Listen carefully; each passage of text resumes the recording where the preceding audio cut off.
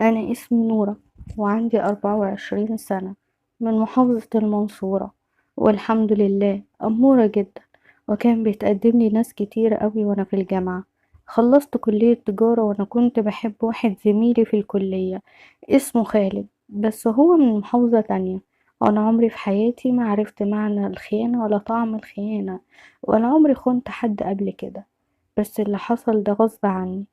المهم، فعلا خالد اتقدم لي بعد قصة حب طويلة دامت حوالي سنتين، بس والدي اشترط عليه ان مفيش جواز هيتم الا لما يكون عنده وظيفة عشان يقدر يصرف بيها على البيت، مع ان اهله مبسوطين جدا ومعاهم فلوس كتير قوي. بس والدي قال لازم يكون بيشتغل. وفعلا خطيبي خلال الفترة دي فضل يدور على شغل كتير قوي، حوالي 4 شهور، لحد ما ربنا كرمه والحمد لله. اشتغل محاسب في شركة عقارات، شركة كبيرة في القاهرة. وبعد ما اشتغل بلغ والدي اتجوزنا بعدها ب6 شهور. وكانوا أهله شارين له كل حاجة في الشقة، وكاتبين الشقة باسمه، بس في منطقة في القاهرة، ودي اللي اتجوزنا فيها. وكانت حياتنا هادية جدا، وفين وفين لما كان حد من أهله أو أهلي بيجيلنا زيارة يعني وكده. ده لأن المسافة بعيدة جدا عليهم، يعني يعتبر سفر من محافظة لمحافظة تانية. وبعد سنة من جوازنا ربنا مرزقنيش منه بأطفال، وكنا بدأنا نمشي في سكة الدكاترة علشان نشوف ايه المشكلة ونبدأ نشوف علاجها، لحد ما حصلت حاجة غيرت حياتي كلها، وهي السبب في اني بحكي لكم الوضع اللي انا فيه دلوقتي. في يوم جوزي كان راجع من الشغل، وعلشان يوصل للمنطقة اللي احنا ساكنين فيها في طريق سريع لازم بيعدي كل يوم، سواء وهو رايح الشغل أو وهو راجع. بس اليوم ده وهو راجع لقيته اتأخر وما جاش في ميعاده، وهو مش متعود انه يتأخر برا كده. عدى حوالي نص ساعة عن الميعاد اللي بيجي فيه. قلت اتصل بيه اشوفه فين. بتصل بموبايله لقيته مغلق. استنيت حوالي ساعة ورنيت عليه تاني، برضو مغلق، حوالي 5 أو 6 مرات. مكنتش عارفة أعمل إيه. هل أتصل بأهله وأسألهم عليه؟ بصراحة خفت أتصل بيهم أحسن يقلقوا عليه. عدت ساعة وساعتين و3 ساعات وتليفونه برضو مقفول. قلبي اتقبض قوي وحسيت إن في حاجة مش كويسة. جبت رقم الشركة اللي هو شغال فيها وقلت اتصل بيهم، بس للأسف الوقت كان متأخر وما كانش في حد شغال في الوقت ده. وقلت الصبح أول حاجة هعملها اتصل بالشركة. وفي نفس الوقت رحت مكلمة أهله لما الساعة عدت 12 بالليل، وقلت لهم إنه مرجعش من الشغل لغاية دلوقتي ومعرفش حاجة عنه. يوم لقيت أخوه وأبوه عندي، وخدوا مني عنوان الشركة اللي بيشتغل فيها ونزلوا يدوروا عليه. المهم ان كنت اتصلت بالشركة الصبح اسأل عليه بالتليفون ان هو مشي امبارح في ميعاده ولا لأ، لانه عدى يوم وما جاش. في الشركة بلغوني ان هو مشي امبارح في ميعاده وما جاش تاني الشغل النهاردة، ما يعرفوش عنه اي حاجة. بعد الظهر كده لقيت ابوه بيتصل بيا وبيقول لي انه عمل حادثة امبارح بالليل ومحجوز دلوقتي في المستشفى، واداني عنوان المستشفى. ونزلت ورحت له جري على هناك وانا منهارة من العياط لحد ما وصلت المستشفى. وللأسف كان ساعتها في العمليات، معرفتش حتى اشوفه وقتها. واستنيت لما الدكتور خرج من جوه علشان اسأله عليه. قال لي للأسف الحالة مش مستقرة، ادعوله. ساعتها ما حسيتش بالدنيا، وحسيت ان الدنيا بتلف بيا وما كنتش قادرة اقف على رجلي، وفضلت اعيط وما كنتش عارفة اعمل ايه. وقتها وبعد حوالي 12 ساعة في العمليات خرج علينا من العناية المركزة. قعد فيها حوالي 3 اسابيع، وفي النهاية للأسف ما بقاش يقدر يتحرك ولا يمشي. كان كل اللي بيقدر يعمله ان هو يقعد او ينام، مش اكتر ولا اكتر ولا اقل من كده. ولو قعد لازم ان انا اللي احركه علشان يقعد.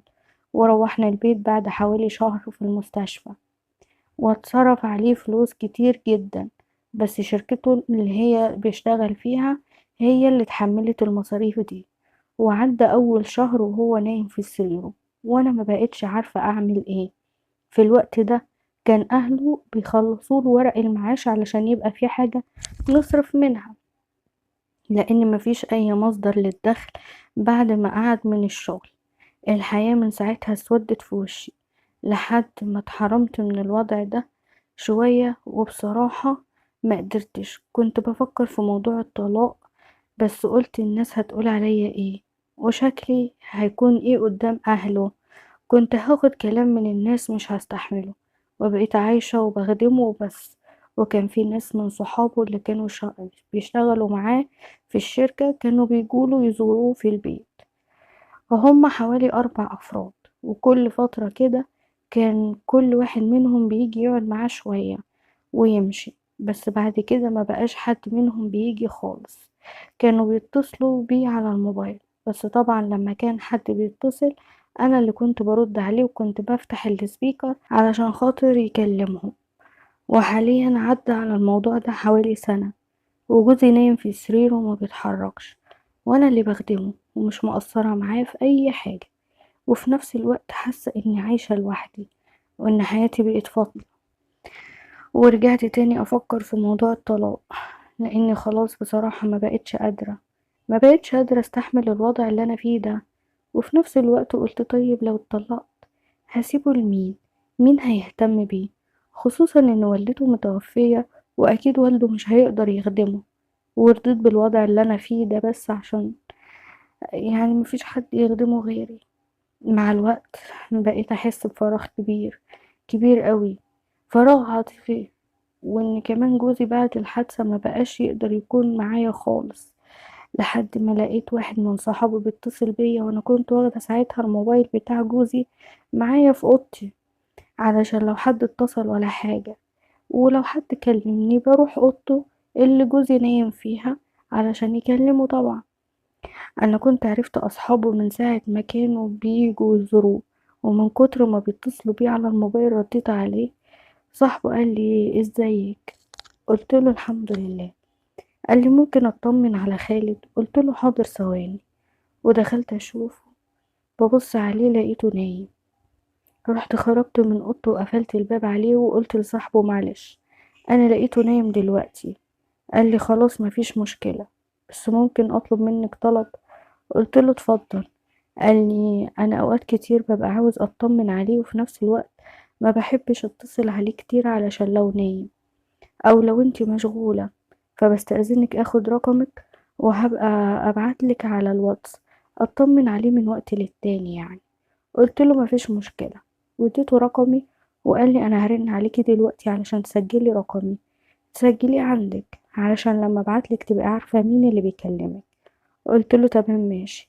وقفلت معاه. وفي الفترة دي نفسيتي كانت تعبانة جدا، لاني مش لاقي حد في ظهري ولا في حد واقف معايا، وكأني مقطوعة من شجرة، كل واحد في حاله ومحدش بيسأل عليا. المهم بعد 3 أيام كنت قاعدة بتفرج على التلفزيون بالليل بعد ما خالد نام، لقيت الموبايل رن رنة صغيرة كده، فمسكت الموبايل فتحت لقيت رسالة على الواتس من شادي صاحب جوزي اللي كان كلمني قبل كده.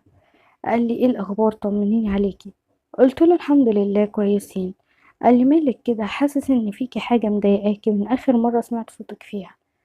قلت له لا مفيش حاجه، انا الحمد لله كويسه. قال لي خالد صاحي ولا نايم؟ قلت له لا نايم. قال لي طب انتي عايزه حاجه؟ محتاجه اي حاجه؟ قلت له لا شكرا جدا، كفايه ذوقك. هو قال لي انا مش بعزم عليكي، انا بتكلم بجد. خالد ده زي اخويا، ولو احتجتي اي حاجه انا عنيا ليكي، وما تتكسفيش مني، اعتبريني اخو خالي. قلت له كلك ذوق، ربنا يخليه. قال لي عموما انا مش هطول عليكي وهبقى اطمن عليكم من وقت للتاني. قلت له حاضر، وقفلت معاه الشات على كده. في الوقت ده حسيت ان هو حد جدع وابن بلد وصاحب صاحبه فعلا، ان هو بيسأل ويطمن ويشوفنا لو محتاجين حاجة. بصراحة انا استجدعته جدا، بقى كل يوم يكلمني أو كل يومين يكلمني ويسأل علينا، لحد ما اتعودت على سؤاله بقينا نتكلم كتير أنا وهو. ومن ضمن كلامه قال لي على فكرة أنا مستجدعك قوي. قلت له ليه يعني بتقول كده؟ اي واحدة زيي او في مكاني كانت هتشيل جوزها. قال لي اي واحدة زيك وفي مكانك وفي جمالك ما كانتش استحملت الوضع ده واتطلقت، خصوصا ان انتي ما شاء الله عليكي امورة جدا وسنك صغير والف واحد يتمناكي. قلت له الحمد لله انا راضية باللي ربنا كاتبهولي.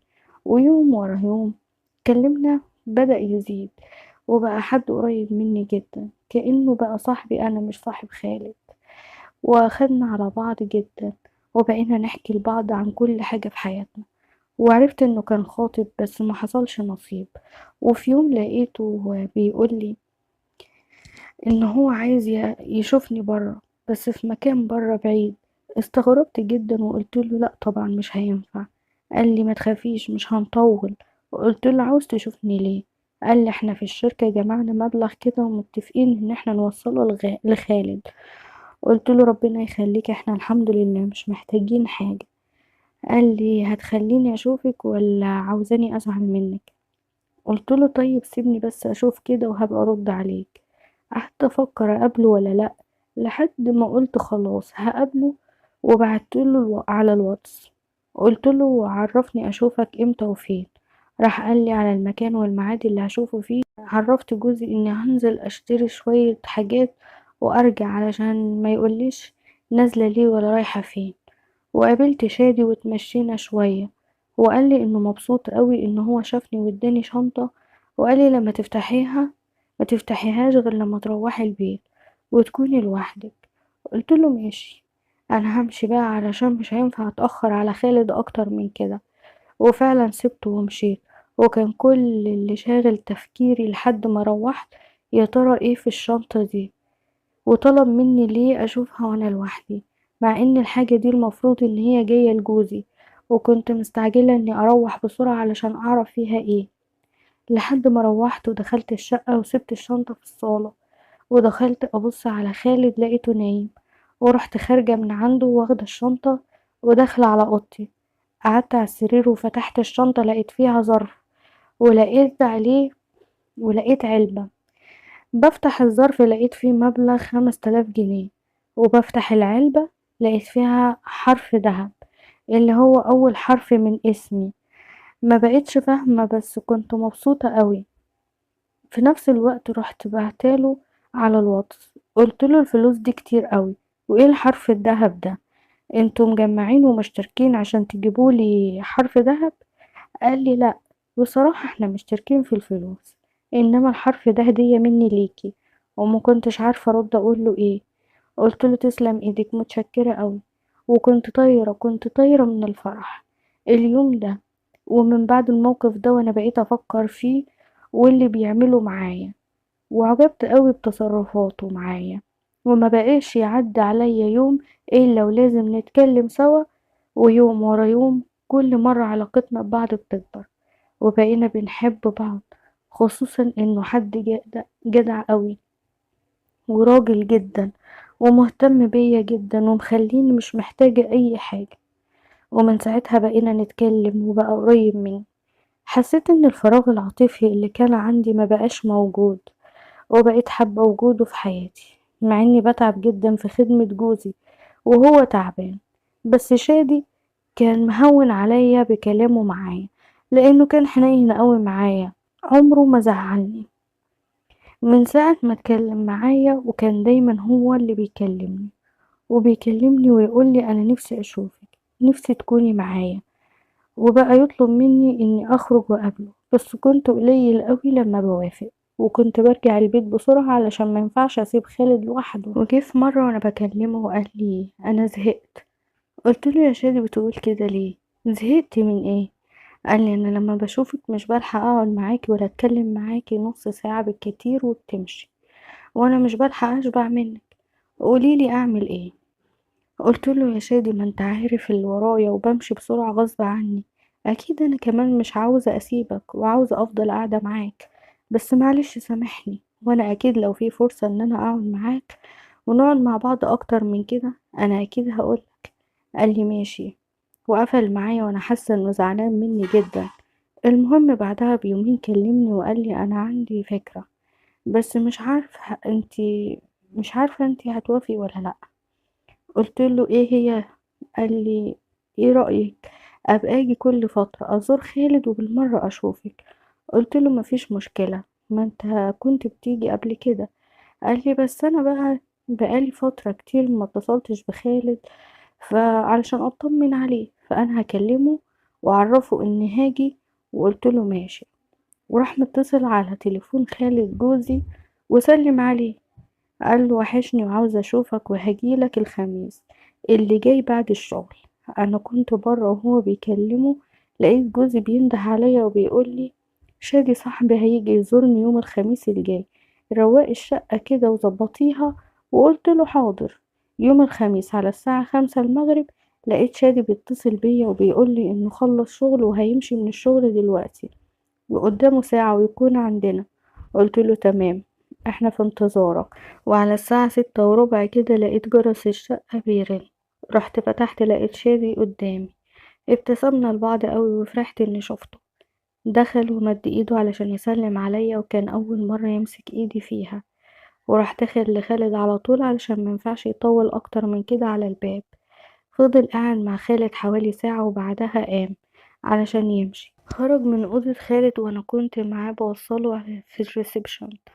راح قال لي بصوت واطي كده ممكن أطلب منك طلب بسرعة قبل ما أنزل؟ قلت له اتفضل. قال لي هاتي ايدك واديتها له. راح ماسكها وبسها وقال لي تصدقي انها وحشتني من ساعة ما مسكتها لحد ما جيت. وفضل يبوس فيها. قلت له خلاص كفاية علشان نفتح الباب علشان خالد ما يحسش بحاجة. وفعلا رحت فتحت له الباب ومشي. وقفلت باب الشقة ودخلت وانا مش مصدقة اللي حصل منه، بس كنت مبسوطة قوي ساعتها. وقلبي فضل يدق جامد. اول مرة راجل غريب غير جوزي يلمس ايدي وكمان يبوسها. مفيش 3 ايام ولقيت شادي بيطلب نفس الطلب انه عاوز يجيلنا، عاوز يجي تاني. قلت له مش هينفع كل يومين تكون عندنا، مش عاوزة حد يشك فيا ولا يشك في اي حاجة. قال لي مش كل يومين، ممكن نخليها كل 10 ايام ولا حاجة، او مرتين في الشهر. قلت له ماشي واتفقنا على كده. وكان عدى على اول مرة جالنا فيها 15 يوم وجالنا تاني. فتحت له الباب وراح داخل وقفلت باب وراه باب الشقة. قال لي في حد جوه مع خالد ولا لوحده؟ قلت له لا لوحده. راح مسلم عليا ومسك ايدي وبسها. ولقيته المرة دي بياخدني في حضنه جامد وقال لي وحشتيني قوي. وفضل حاضني لمدة ثواني وبعدها دخل يقعد مع خالد. دخل جوه قعد مع خالد. وانا حاسة اني عايشة احساس غريب جدا بس حلو قوي. هو دخل قعد مع جوزي وانا دخلت اعمل لهم حاجة يشربوها ودخلتها لهم وخرجت وقعدت برا. وبعد نص ساعة لقيت خالد جوزي بينده عليا وبيقول لي شوفي الطريق للحمام علشان شريف هيدخل الحمام. قلت له اتفضل. شادي خرج من اوضته، اوضة جوزي، ومشي ورايا علشان اوديه للحمام. ولما خلاص وصلنا قدام باب الحمام لقيت شادي وقف وقال لي انا مش عاوز الحمام. قلت له امال عاوز ايه؟ قال لي انا عاوزك انتي. وراح حاضني تاني وفضل يبوس فيا جامد. وانا بحاول ابعده عني بس وانا مش بقاوم يعني علشان ما اعملش صوت وجوزي يحس بحاجة. وعمالة اقوله بس كفاية مش هينفع كده، خالد ممكن يحس بحاجة وهو مش سامعني خالص ومش مبطل ان هو يحضني. لحد ما حسيت اني تعبت وما بقيتش في وعي. قلت له بس خلاص عشان خاطري. قال لي وحشني قوي ومش عارف امشي واسيبك. وراح داخل مكمل قعدته مع خالد. وانا قعدت في الريسبشن ومش مستوعبة اللي بيحصل. كنت حاسة ساعتها اني واخدة بنج ومش حاسة بجسمي كله. اللي كنت حاسة بيه ساعتها ان جسمي كان بيطلع صعق. وكنت مبسوطة قوي وانا بين ايديه. وبعد ما خلص قعدته مع جوزي خرج علشان يمشي، بس عمل حركة ما كنتش اتخيل انه ممكن يعملها. اول ما خرج من عند جوزي وخلاص قرب على باب الشقة لقيته راح فاتح الباب وما خرجش من الشقة، راح قافل الباب تاني. قلت له انت بتعمل ايه وما خرجتش ليه؟ قال لي هو كده كده عارف اني مشيت، عاوز اقعد معاكي شوية. قلت له انا خايفة. قال لي لا ما تخافيش، هنكون بعيد خالص في اخر الأوضة وهنكون براحتنا انا وانتي، بس انت ادخلي قوليله انك هتنامي شوية علشان ما يندهش عليكي. وفعلا دخلت لجوزي وقلت له انت عاوز مني حاجة اجيبها لك؟ قال لي ليه؟ قلت له لاني هدخل انام شوية علشان صاحية من بدري. قال لي لا مش عاوز حاجة بس شغلي لي التلفزيون ده. قلت له حاضر، وفعلا شغلت له التلفزيون وعليت صوت التلفزيون شوية وخرجت من عنده. رحت لشادي في الأوضة التانية ولقيته بيقرب لي وبقول له انت مجنون؟ في حد يعمل كده؟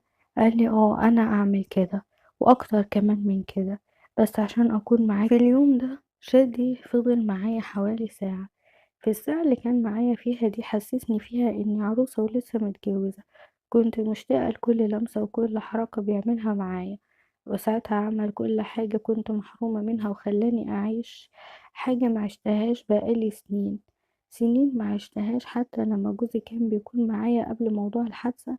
ما كنتش بكون معاه مستمتعة كده. وما بقتش استغنى عنه لانه بقى يعوضني عن كل حاجة كنت محرومة منها.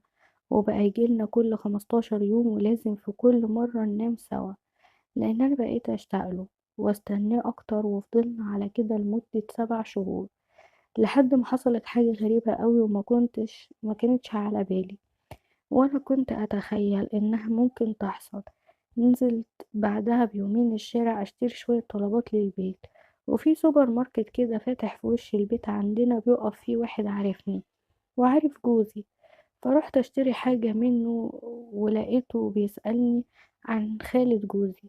بيقولي هو عامل ايه دلوقتي؟ قلت له الحمد لله بخير. قال لي والله نفسي اجي اسأل عليه بس انا ما بشوفكيش كتير.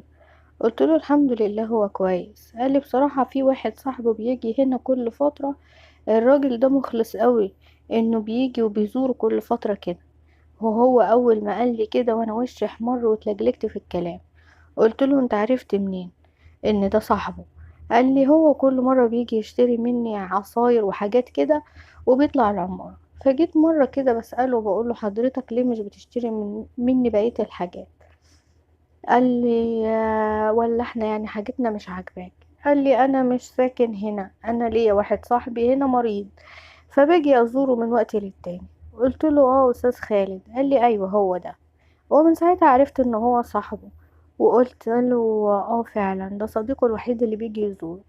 قال لي والله انا ببقى نفسي اجي وازوره انا كمان بس انت عارفه ظروف المحل ما بعرفش اسيب المحل لوحده. ان شاء الله لو فضيت في يوم هبقى اجي ابص عليه لاني بقالي كتير ما شفتهوش. قلت له ان شاء الله تشرف في اي وقت. وخدت حاجتي من عنده وروحت وانا خايفة قوي يكون شك في حاجة. وبعدين ما حطيتش في دماغي ساعتها. ودخلت لخالد وحكيت له على اللي حصل بيني وبين بتاع السوبر ماركت. وقلت له ان هو عايز يجي يشوفك وهيبقى يجيلك في اي وقت فاضي فيه. قال لي اه ده شاب محترم. وفي يوم كان شادي عندنا وكان معايا في الأوضة. طبعا بعد ما عملنا اللي احنا بنعمله كل مرة اننا بنفتح باب الشقة وهو ماشي وبنقفل تاني كأنه مشي من ساعتها. وهو بيبقى من ساعتها معايا في الأوضة. واتفاجئت بجرس الشقة بيرن. طبعا اتخضيت اوي ورحت قايمة بسرعة وقلت لشادي وقف هنا ورا الباب لحد ما اشوف مين. رحت على الباب وبصيت من العين السحرية لقيت بتاع سوبر ماركت.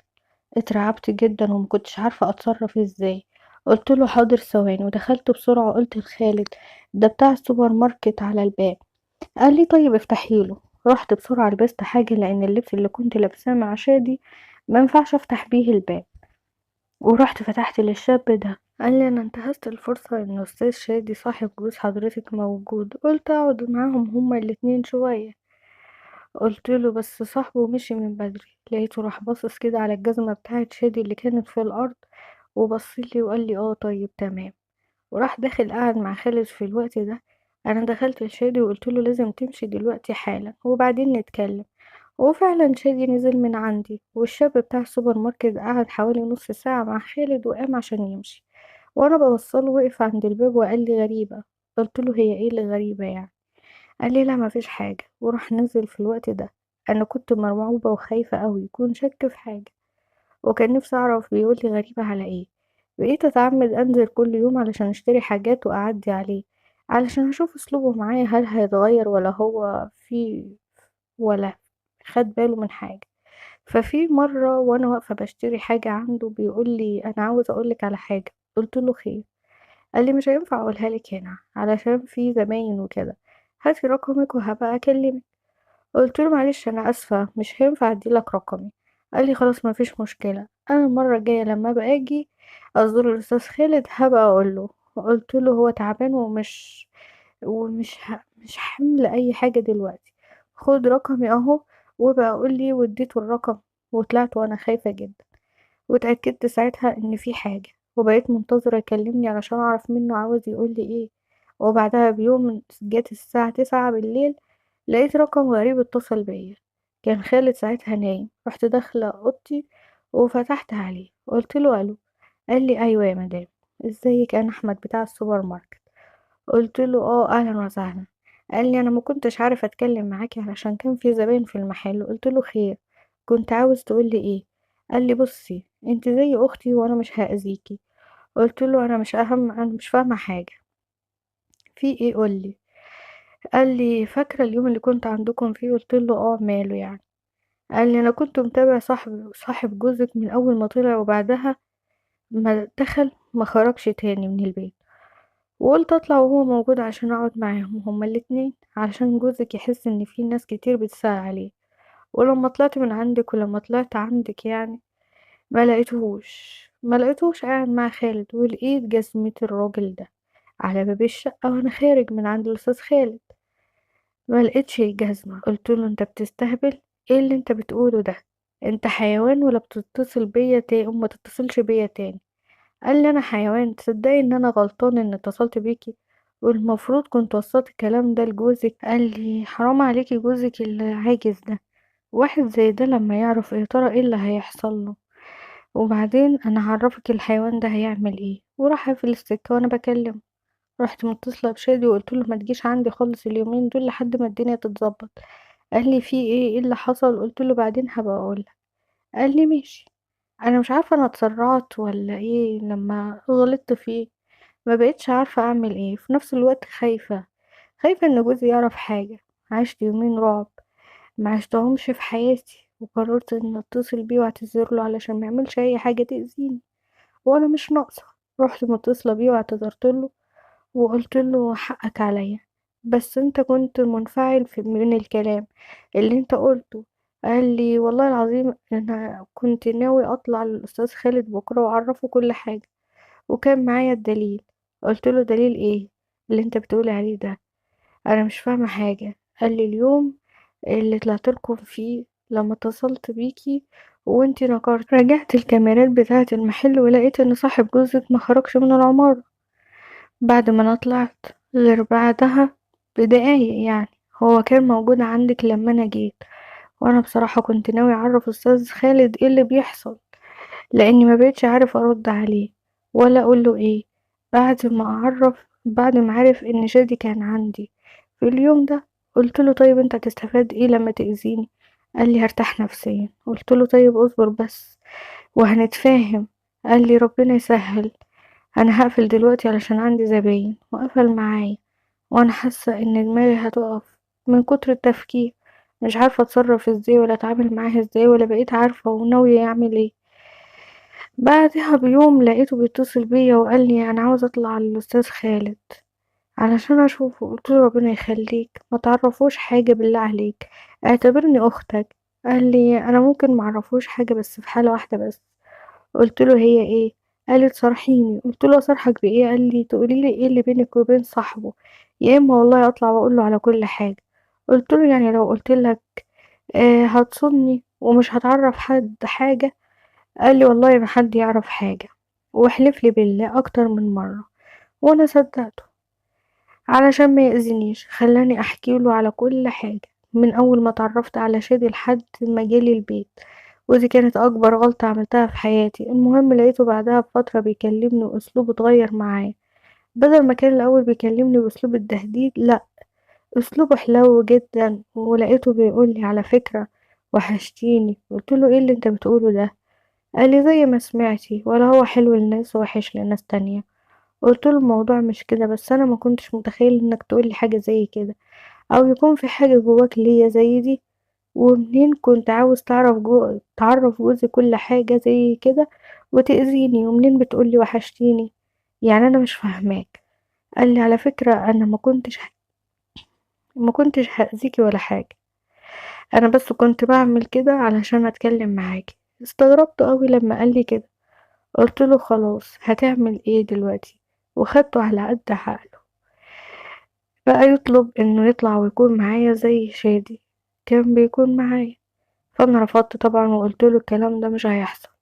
قال لي تمام بس عاوز اقولك على حاجة صغيرة. قلت له اتفضل. قال لي فكري فيها، حكيتي لي كل حاجة بينك وبين شادي؟